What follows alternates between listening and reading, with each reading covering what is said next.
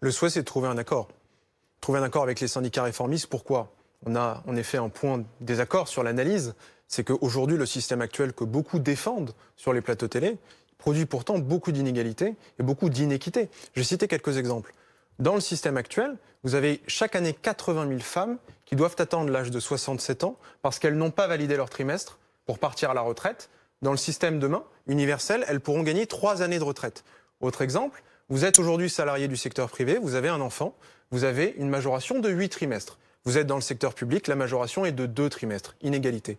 Autre exemple, vous êtes aujourd'hui agriculteur, vous êtes à la MSA, vous avez une retraite minimale de 900 euros. Vous êtes salarié dans le privé, régime général, 975 euros. Ces retraites minimales seront toutes revalorisées à 1000 euros. Et donc le régime universel, c'est un régime qui est plus juste, qui tient compte de la pénibilité des métiers. Je vous donne l'exemple des personnels hospitaliers. Aujourd'hui, ne sont pas couverts par le compte de pénibilité. C'est un régime qui est plus lisible, qui facilite les transitions justement, entre sur statuts. la pénibilité, c'est aussi un point de crispation au niveau des syndicats réformistes. C'est que dans ces critères de pénibilité, il y en a 4 qui ont été retirés en 2017, notamment le port de charges lourdes, entre autres. Et le gouvernement l'a dit, il ne reviendra pas là-dessus.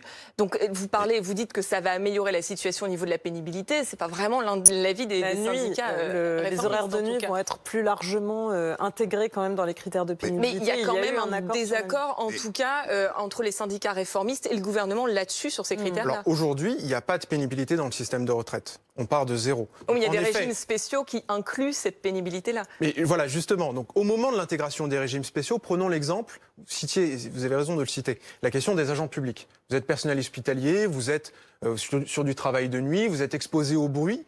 Ça, ce sont des critères de pénibilité. Le régime universel vous permettra soit de partir plus tôt à la retraite, parce que vous avez une espérance de vie en bonne santé qui est inférieure à la moyenne, soit de partir avec une pension plus élevée. Et ça, c'est beaucoup plus juste que le système actuel. Mais qu'il y ait des imperfections, nous ne l'ignorons pas. Simplement, nous pensons que le système des retraites était un système qui était équilibré, qui n'était pas déficitaire comme on a essayé de nous le faire croire, et qu'on pouvait très bien corriger les choses. Vous parlez en effet des agriculteurs, qui est un minimum de pension à hauteur de 1000 euros. C'est très très bien que le gouvernement... Ah bah tant mieux. Mais c'est très très bien. C'est la première fois que j'entends. Mais si, c'est très très bien que le